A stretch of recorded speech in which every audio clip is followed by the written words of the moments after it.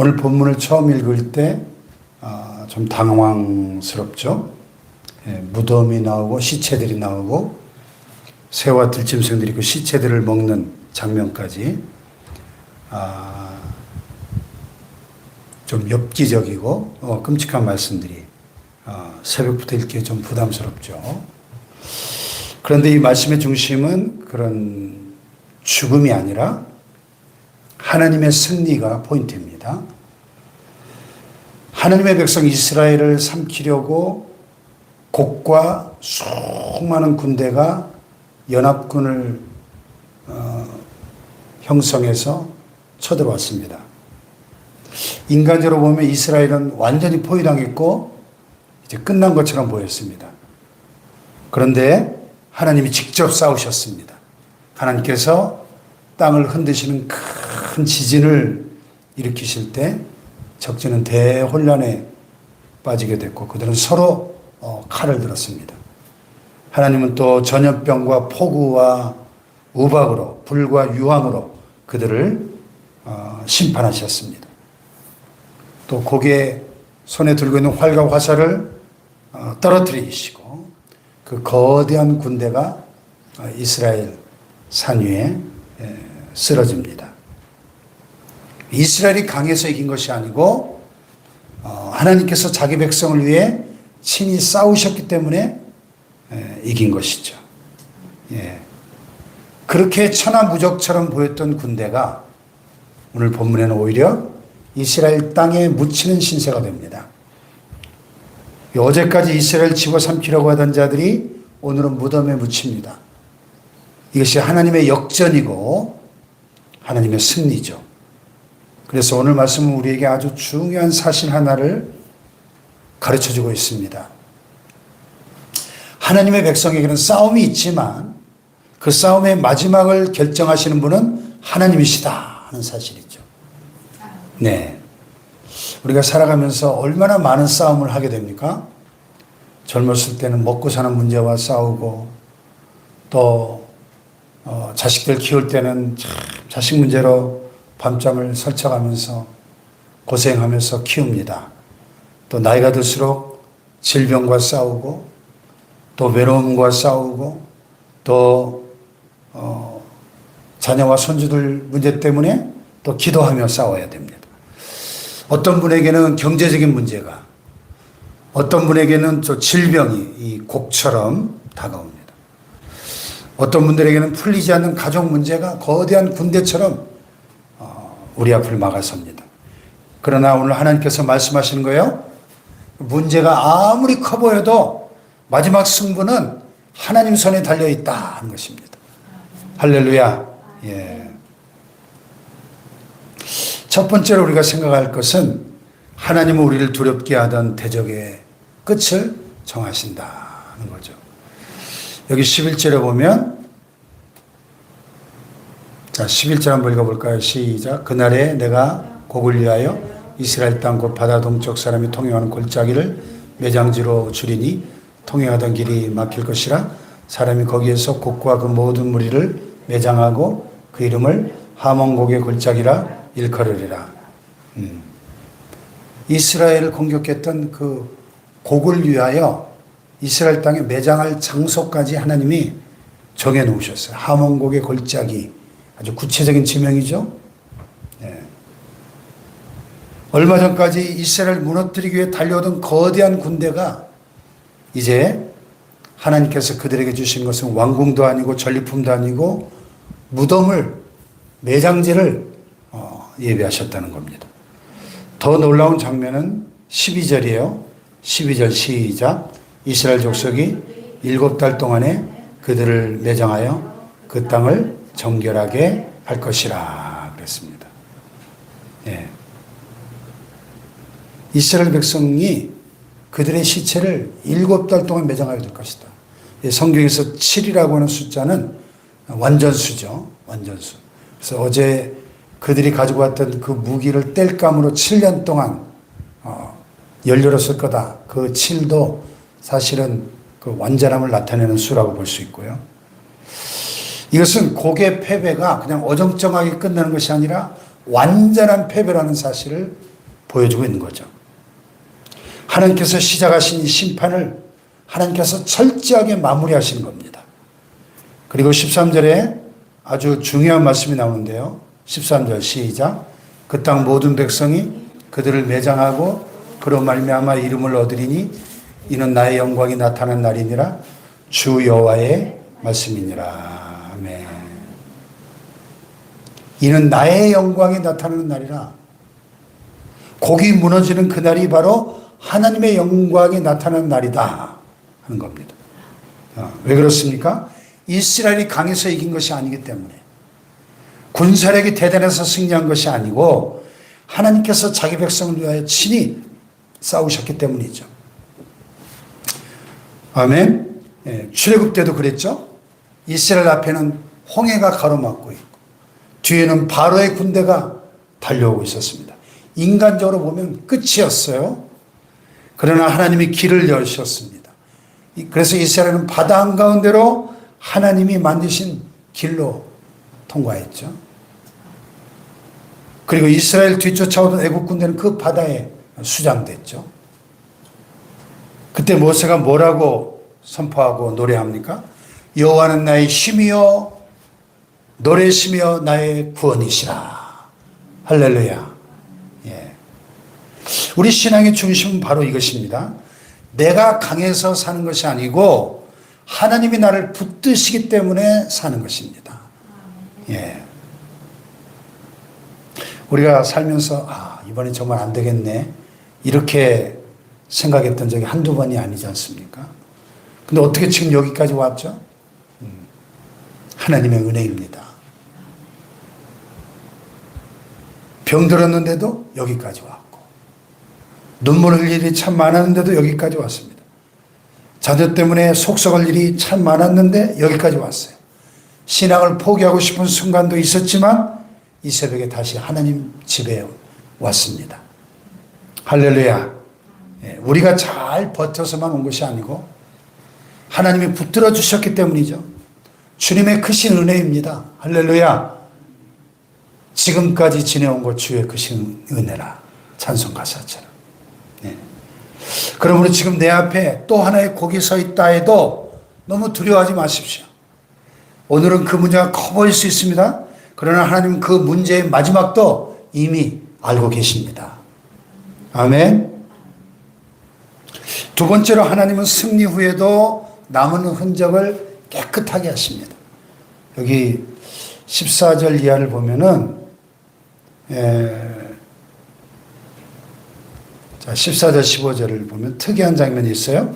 시작. 그들이 사람을 택하여 그 땅에 늘 순행하며 매장할 사람과 더불어 지면에 남아있는 시체를 매장하여 그 땅을 정결하게 할 것이라. 7달 후에 그들이 살펴보되 지나간 사람들이 그 땅으로 지나가다가 사람의 뼈를 보면 그 곁에 편말을 세워 매장하는 사람에 가서 하몬과 골짜기에 매장하게 할 것이요. 고개의 군대가 무너진 후에 사람들이 온 땅을 돌아다니면서 시체와 뼈를 찾아냅니다.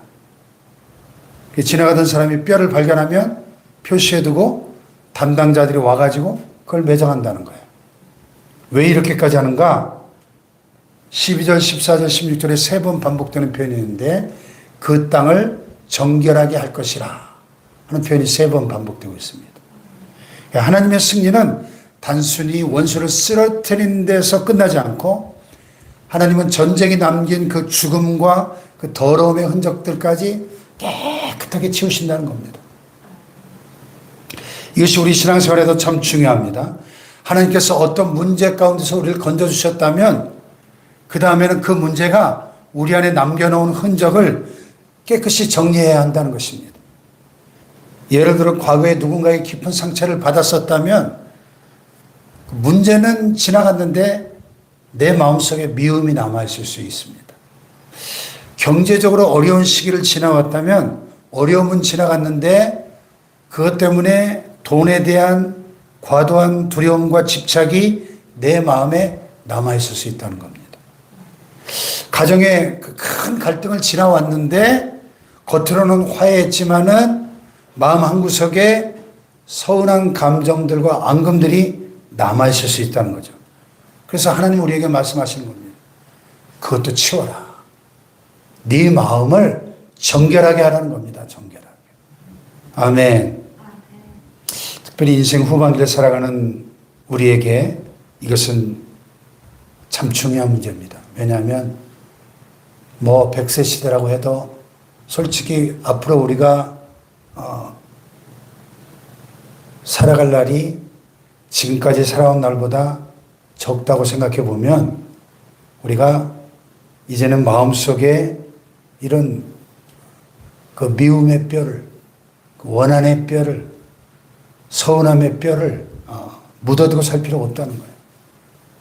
자식들에게 서운했던 거, 형제에게 섭섭했던 거, 교회에서 상처받았던 거, 오랫동안 마음속에 묻어둔 것들을 주님 앞에 다 내려놓아야 합니다. 예.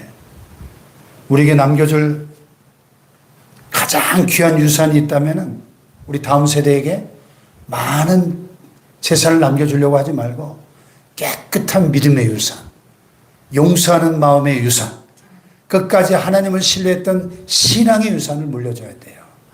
예. 그래서 먼 훗날 우리의 자녀와 손주들이 우리를 기억할 때 이런 말을 할 수 있다면 얼마나 복되겠습니까?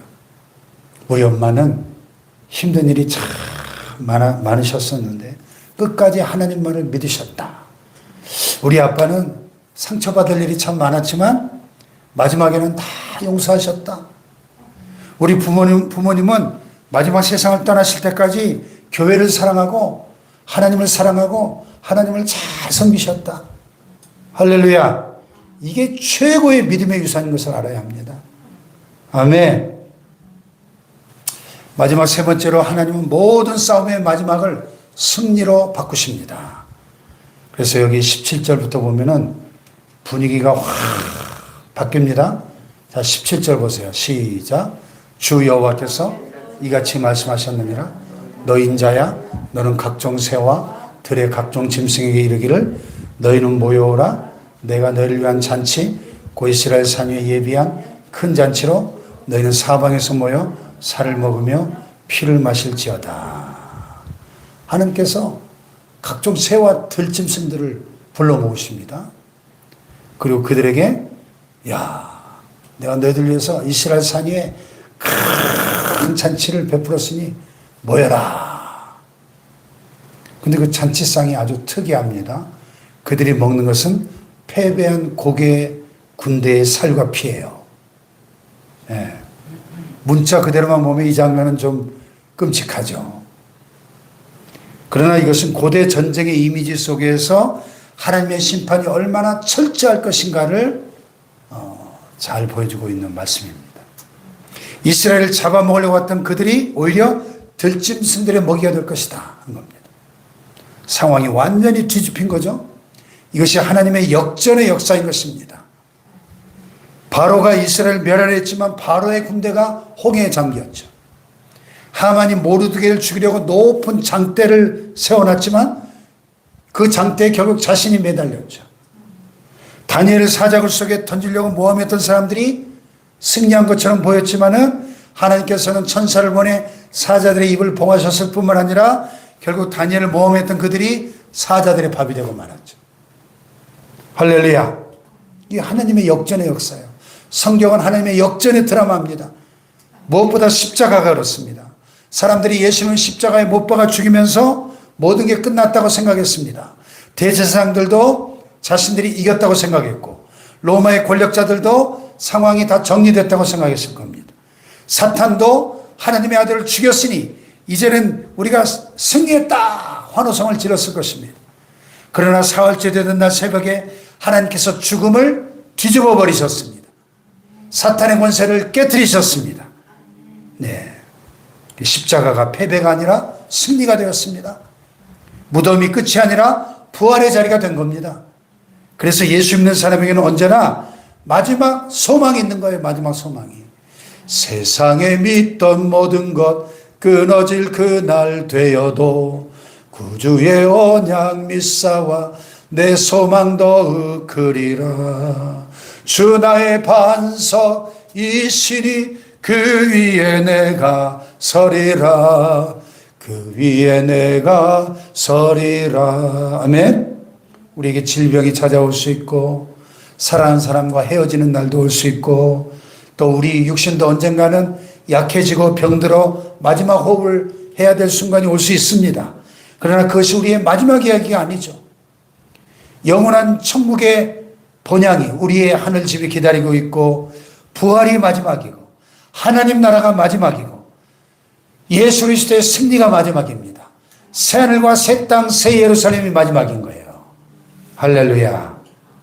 그래서 찬송가 413장 내 평생에 가는 길 순탄하여 그 찬송을 작사한 스패퍼드는 19세기 말 미국의 변호사였는데 내 딸을 유럽 여행 가다가 대서양 한복판에서 배가 사고가 나면서 침몰해가지고 내 딸을 잃는 큰 비극을 경험하고 자기 부인만 살아남아가지고 영국에서 온 전보를 받고 그 대서양 한복판 그 사고 지점을 지나면서 통곡하다가 성령의 감동으로 그 찬송을 쓴 거예요. 배 갑판 위에서. 내 딸이 빠져 죽은 그 사고 지점을 지나면서 내 평생에 가는 길 순탄하여 늘 잔잔한 강 같든지 큰 풍파로 무섭고 어렵든지 나의 영혼은 늘 편하다. 내 영혼 평안해. 내 영혼 평안해. 아니 내 딸이 죽은 사고 지점을 지나는데 어떻게 내 영혼이 평안하다는 노래가 나오죠? 여러분 풍랑보다 하나님이 더 크시다는 믿음에서 나온 고백인 줄로 믿습니다. 우리에게도 이 믿음이 필요합니다. 오늘 내 형편이 아직 평안하지 않을 수 있습니다. 병원 검사 결과를 기다리고 있을 수도 있고 자식 문제가 아직 해결되지 않았을 수도 있고 기도한 지 오래됐는데 아무런 변화의 조짐이 보이지 않을 수도 있습니다. 그럼에도 우리는 말할 수 있는 거죠. 주님, 저는 결말을 다 알지 못하지만 결말을 주관하시는 주님을 믿습니다. 할렐루야. 네, 말씀을 맺겠습니다. 오늘 본문은 무덤으로 시작하지만 결국 하나님의 승리를 말씀하고 있습니다. 고객에게는 무덤이 준비되어 있었고 이스라엘에게는 정결함이 준비되어 있었으며 마지막에는 하나님의 승리가 선포되었습니다. 할렐루야. 우리 인생에도 이 곡과 같은 문제가 찾아옵니다. 그러나 우리가 기억해야 될 것은 문제가 아무리 커도 하나님보다 크지 않다 하는 사실. 질병이 아무리 강해도 하나님보다 강하지 않다는 것. 죽음이 아무리 두려워도 부활하신 예수님을 이길 수 없다 하는 사실이죠. 할렐루야. 기도하십시다. 주님, 제 앞에 있는 문제만 바라보지 않게 하시고 그 문제의 마지막을 주관하시는 하나님을 바라보는 믿음의 눈을 열어 주시옵소서.